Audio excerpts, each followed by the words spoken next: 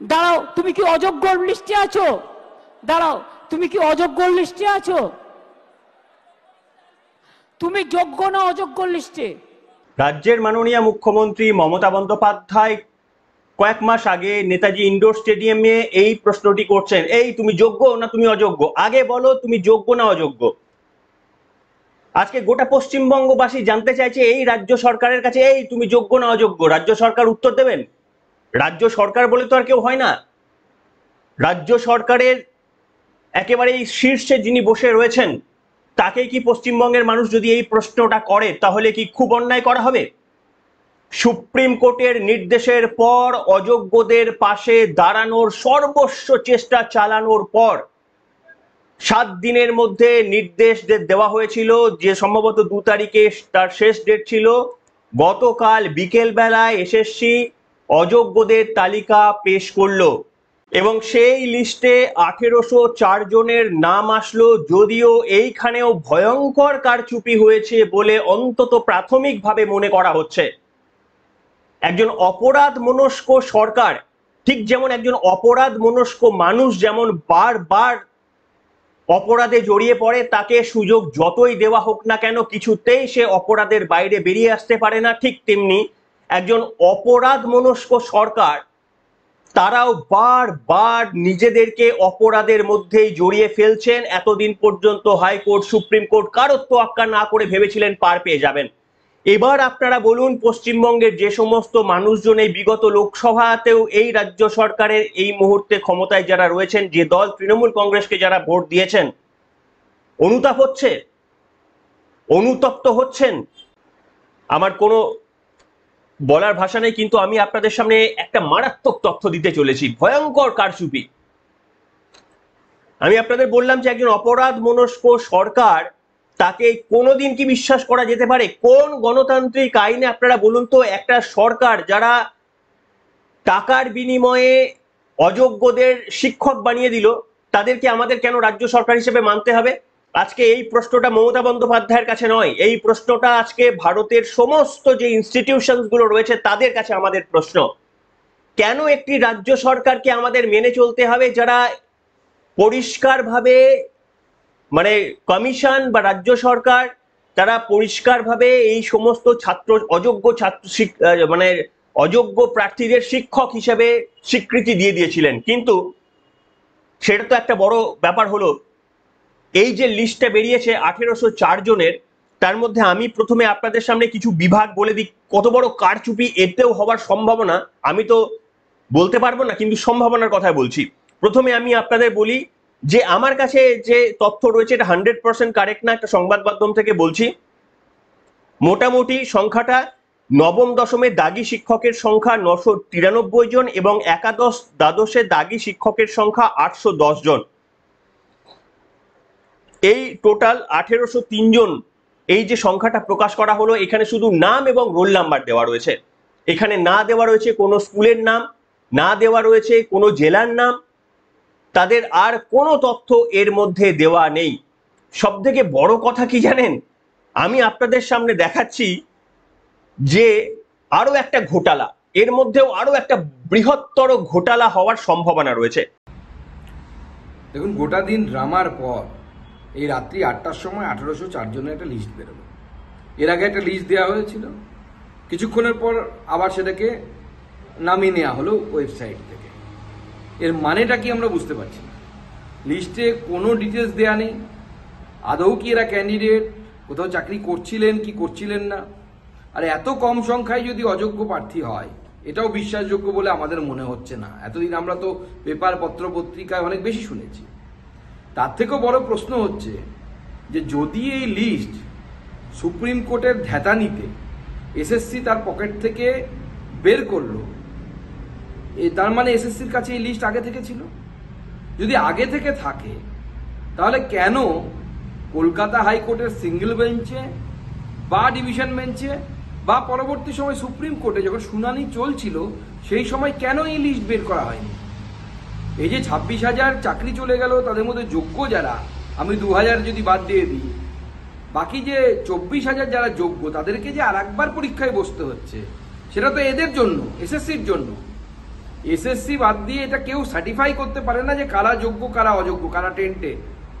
তো স্বাভাবিকভাবে আমার মনে হয় যে 24,000 জনকে যোগ্য হয়েও পরীক্ষায় বসতে হচ্ছে তাদের তৃণমূল কংগ্রেসের নেতাদের কলার ধরা উচিত। দেখুন ঘোটালাটা কি, যে এই যে সুপ্রিম কোর্ট নির্দেশ দেওয়ার আগে আগামী 7 তারিখ এবং 14 তারিখ যে ফ্রেশ রিক্রুটমেন্টের যে পরীক্ষা রয়েছে, সেই রিক্রুটমেন্টে পরীক্ষাতে অযোগ্যদেরও অ্যাডমিট কার্ড দিয়ে দেওয়া হয়েছিল এই পর্ষদ বা কমিশনের তরফ থেকে। অযোগ্য অর্থাৎ যারা টেন্টেড তাদের আরো একবার অ্যাডমিট কার্ড দিয়ে দেওয়া হয়েছিল সুপ্রিম কোর্টের নির্দেশের পর। এই অযোগ্যরা যারা পরীক্ষায় বসার আবেদন করেছিলেন, যাদেরকে অ্যাডমিট কার্ডও পর্যন্ত দিয়ে দেওয়া হয়েছিল, সুপ্রিম কোর্ট বলেছে আমরা কড়া নজর রাখবো, যদি একজন অযোগ্য পরীক্ষায় বসে তাহলে কিন্তু আমরা কড়া ব্যবস্থা নেব। এরপরে গতকাল পর্ষদের তরফ থেকে কতগুলো বাতিল করা হয়েছে জানেন? 2160টি অ্যাডমিট কার্ড বাতিল করা হয়েছে, অর্থাৎ 2160 জন অযোগ্য বা টেন্টেড তারা অ্যাপ্লাই করে দিয়েছিল, টেন্টেড হওয়া সত্ত্বেও তারা অ্যাপ্লাই করে দিয়েছিল আবার রিক্রুটমেন্ট এর মধ্যে দিয়ে ঢোকার জন্য। এখানে এখানে কিরকম ঘোটালাটা দেখুন, ঘোটালা কিরকম হতে পারে। টোটাল বাদ গেল, মানে পর্ষদ কমিশন রাজ্য সরকার যেই বলুক না কেন সবাই মিলে বলছে টোটাল বাদ গেল 1804 জন, অথচ অ্যাডমিট কার্ড অযোগ্যদের অ্যাডমিট কার্ড বাদ গেল 2160 জন। ভাবুন, মানে রাজ্য সরকার একদিকে বলছে অযোগ্য যাদের অ্যাডমিট কার্ড বাদ চলে গেল তাদের টোটাল সংখ্যাটা হচ্ছে 2160, নবম দশম একাদশ দ্বাদশ মিলিয়ে, অথচ সেই অযোগ্যদের যখন চাকরি থেকে নাম বাদ যাচ্ছে, সেই তালিকা যখন প্রকাশ করা হয়েছে তার সংখ্যা হচ্ছে 1804। আমি বোঝাতে পারলাম কি? অর্থাৎ দুটো লিস্টে দু ধরনের অযোগ্যদের নাম, একটাই দেখা যাচ্ছে একটা লিস্টে অযোগ্যদের সংখ্যা 1804, একটা লিস্টে যেখানে অ্যাডমিট কার্ড বাদ গেছে সেখানে অযোগ্যদের সংখ্যা 2160। আবার গোলমাল, আবার গোলমাল, আবার গন্ডগোল।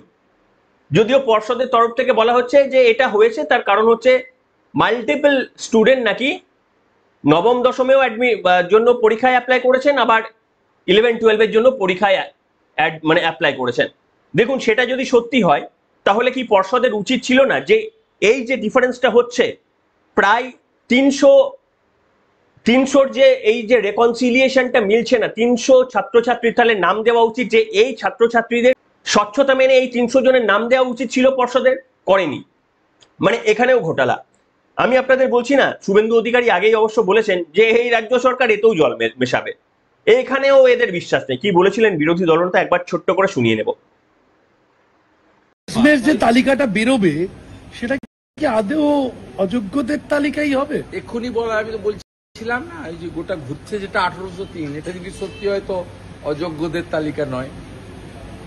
কারণ 2022-এ অভিজিৎ গাঙ্গুলি মহোদয় যে তালিকা দিয়েছিলেন এবং সুপ্রিম কোর্টের যে প্রথম অর্ডার, তাতে কারা কারা বাদ যাবেন, যেহেতু এসএসসি যোগ্য অযোগ্য তালিকা দেয়নি, একাধিকবার সুপ্রিম কোর্ট সুযোগ দেওয়ার পরেও 4 বার সুযোগ দিয়েছে, টাইম দিয়েছে, একাধিক হিয়ারিং এর ডেট বদল করেছে, তালিকা যেহেতু দেয়নি সেহেতু সুপ্রিম কোর্ট বলে দিয়েছিল কারা কারা থাকবে না, যে প্যানেলের টেনিওরের বাইরে থাকবে না, ওএমআর টেম্পারিং থাকবে না, র্যাঙ্ক জাম্পিং থাকবে না, তো সব বলে গেছে। তো এর মধ্যে যারা পড়বে আমাদের সকলের নজর আছে।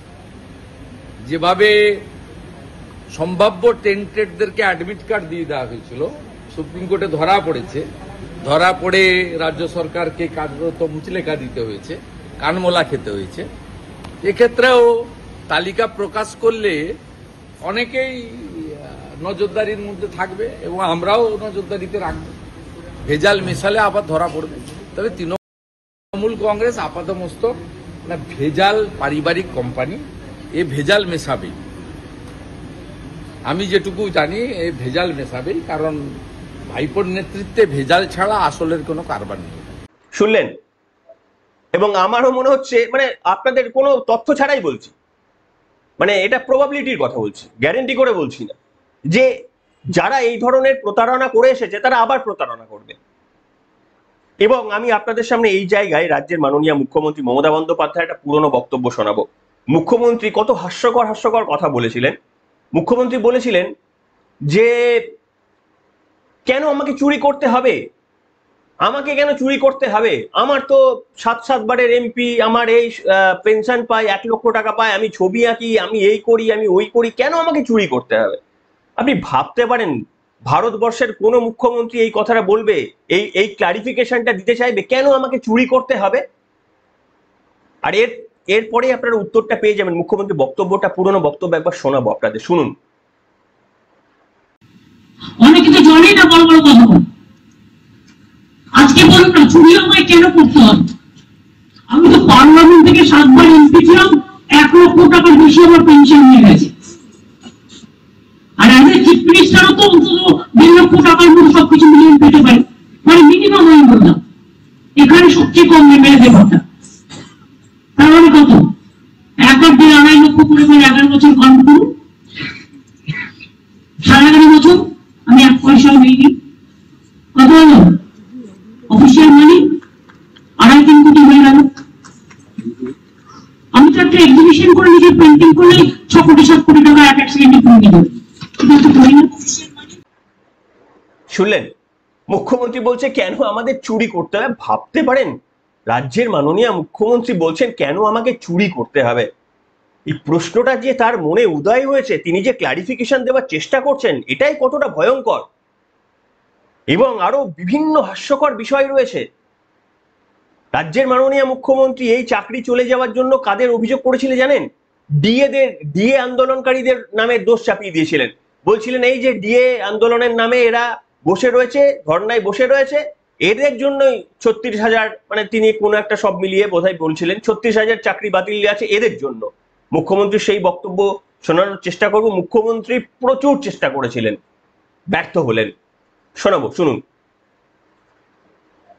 ছেলে মেয়েরা যারা ডিএ নিয়ে চিৎকার করে, 3% ডিএ এবছরও পেয়েছে, আর প্রতিদিন গিয়ে গিয়ে র্যালি করছে, আর তাদের জন্যই 36,000 ছেলে মেয়ের চাকরি চলে গেল। 2 লক্ষ পরিবার বুভুক্ষ হয়ে গেল। তাদের কথা তো কেউ মন দিয়ে ভাবে না। শুনলেন, মুখ্যমন্ত্রীর ভুরি ভুরি বক্তব্য শোনাতে চাইবো, যেখানে শোনাতে পারবো আপনাদের সামনে, যেখানে মুখ্যমন্ত্রী বলছেন right to make blunder. Netaji Subhash Chandra Bose নাকি বলে গিয়েছিলেন। কই কল্যাণবাবু তো বলতে পারতেন সুপ্রিম কোর্টে যে আমাদের রাজ্যের মাননীয় মুখ্যমন্ত্রী বলেছেন রাইট টু মেক ব্লান্ডার, কাজেই ভুল করার আমাদের অধিকার দিন। এইটা নিয়ে বরঞ্চ আরো একবার সুপ্রিম কোর্টে যাওয়া হোক রাজ্য সরকারের তরফ থেকে, যে আমাদের ভুল করার অধিকার দেওয়া হোক। যতক্ষণ না সেই ভুল অন্য কেউ ধরে দিতে পারছে ততক্ষণ আমরা ভুল করে যাব। আপনারা ভাবুন, আমি তো মানে বিস্ময়ের শেষ নেই। এটা কোনো রাজ্য সরকার হতে পারে যে সমস্ত দিক থেকে, প্রত্যেকটি দিক থেকে চুরি দুর্নীতি করার পরেও এখনো পর্যন্ত আমাদের সাধারণ মানুষের মাথার উপর দণ্ডমুণ্ডের কর্তা হয়ে বসে থাকবে এবং আমাদের প্রত্যেকটা ইনস্টিটিউশন এখনো মুখ বন্ধ করে বসে থাকবে? আজকে এই লিস্টটি টাঙিয়ে দেওয়া মানে হচ্ছে অযোগ্যদের যোগ্য হিসাবে চাকরিতে ঢোকানো হয়েছিল, তার সার্টিফিকেট দিয়ে দিল রাজ্য সরকার। এসএসসি পর্ষদের তরফ থেকে সার্টিফাই করা হলো যে তারা চুরি দুর্নীতি করেছিলেন, নাহলে এই নামগুলো আসলো কোথা থেকে? আমরা সিপিএম এর অনেক সমালোচনা করি, সমালোচনা করার যোগ্য তারা। তাদের অবস্থান বুদ্ধদেব বাবুর পর জামানার পর থেকে তাদের অবস্থানের পরিবর্তন তাদেরকে সমালোচনায় মানে সমালোচনার যোগ্য পরিণত করেছে। কিন্তু কোন সিপিএম এর আমলে মুখ্যমন্ত্রী যতই বলুক চিটকুটে, মুখ্যমন্ত্রী দেখাতে পারেননি। আমরাও বিশ্বাস করি হয়েছিল, কিন্তু এরকম ম্যাসিভ স্কেলে নয়, এরকম সরকার টাকা মানে কোনো একটা দল টাকা তোলার জন্য নয়, কোনো ব্যক্তি স্বার্থের জন্য করে থাকতে পারে, সেটা আলাদা ব্যাপার। সমষ্টিগতভাবে শিক্ষাকে ডুবিয়ে দেওয়া, জেনে ছাত্রছাত্রীদের ভবিষ্যৎ জলাঞ্জলি হয়ে যাবে জেনে কিন্তু এই রকম কারচুপি করেনি। রেগুলার এসএসসি হতো, কেউ এইরকম তালিকা প্রকাশ করতে হয়নি সিপিএম কে যে এই হচ্ছে অযোগ্যদের তালিকা। এর পরেও এই রাজ্য সরকার, এই তৃণমূল কংগ্রেস আবারও ভোট চাইতে আসবে। আমাদের জানি না, আমি বিশ্বাস করুন আমি বিস্মিত হই, আমাদের সংবিধান কনস্টিটিউশন পরিবর্তন করার দরকার রয়েছে কিনা। অমিত শাহ, নরেন্দ্র মোদীরা অনেক ভালো ভালো বিল আনছেন, এই বিলটি কবে আনবেন যে প্রতিষ্ঠিত চুরি হয়ে যাবার পর একটা রাজ্য সরকারকে সরিয়ে দিয়ে সেখানে 356 ধারা জারি করতে হবে? আপনারা কারা কারা সমর্থন রয়েছেন এরকম একটা বিল আসা উচিত? যদি প্রমাণ হয়ে যায় যে প্রতিষ্ঠিত চুরি হয়েছে, দুর্নীতি হয়েছে, যদি এটা প্রমাণ হয়ে যায় এবং সেটা যদি ম্যাসিভ স্কেলে হয়, একটা দুটো নয়, 26,000 চাকরির বাতিল, প্যানেলের বাতিলের মতো ম্যাসিভ স্কেলে যদি হয়, তাহলে এই সরকার যে রাজনৈতিক দলটি চালাচ্ছে তাদেরকে অবিলম্বে সরিয়ে দিয়ে ভারত পশ্চিমবঙ্গের মানুষ বা যে রাজ্যে হবে সেই রাজ্যের মানুষকে মুক্তি দেওয়ার জন্য 356 ধারা জারি করে রাষ্ট্রপতির হাতে ক্ষমতার হস্তান্তর করতে হবে। আমরা বলুন কোন স্বার্থে, কোন আর বিশ্বাসযোগ্যতায় মমতা বন্দ্যোপাধ্যায়কে মুখ্যমন্ত্রী বলে মেনে নেব? নিশ্চিতভাবে মানবো। আইন যতক্ষণ বলছে সব সময় মানতে বাধ্য আমরা মানবো। আমি জাস্ট এটা সমালোচনার জন্য বলছি, বাবুন কেন মানবো? যদি তার দৃষ্টিভঙ্গি এড়িয়ে এত বড় চুরি হতে পারে, তাহলে কেন মুখ্যমন্ত্রী মমতা বন্দ্যোপাধ্যায় ওই আসনে বসে থাকবেন? এই প্রশ্নের উত্তরটা আমি আজকে আপনাদের কাছে জানতে চাইছি। কি ভয়ানক ব্যাপার! অবশেষে স্বীকার করে নিল, তালিকা বের করে যে চুরি দুর্নীতি হয়েছিল, অযোগ্যদের শিক্ষার মতো জায়গাতে প্রবেশের অধিকার দিয়ে দিয়েছিল এই স্কুল সার্ভিস কমিশন, এই পর্ষদ, এই রাজ্য সরকার সম্মিলিতভাবে। কেউ দায় অ্যাভয়েড করতে পারে না। কেন একা শিক্ষামন্ত্রী পার্থ চট্টোপাধ্যায়ের জেল হবে?